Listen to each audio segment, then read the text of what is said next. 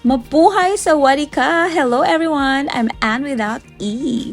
Unang work ko dito sa Thailand. Sinabak agad ako sa spa. Kaya hindi lang teaching ang pwedeng trabaho dito, guys. From Bangkok, pinapunta ako ng CEO namin dito sa Ubon Ratchathani para i-check ang quality ng massage ng mga therapists at ang overall workflow ng spa.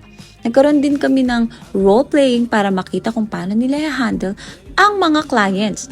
Nagbigay rin ako ng basic English training sa receptionist at therapist para mas confident sila makipag-usap sa foreign guests. At alam nyo ba, yung CEO namin from the Elf Thailand, dream talaga niya magkaroon ng sarili niyang spa. Kaya pinangalan niyang The Rat Spa and Sleep Salon.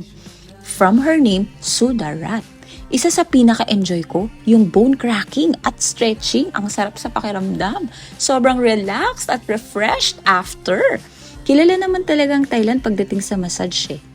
Ang traditional Thai massage ay tinatawag na Nuat Thai, meaning Thai massage. Kaya hindi nakakapagtakang ang daming magagandang spa dito.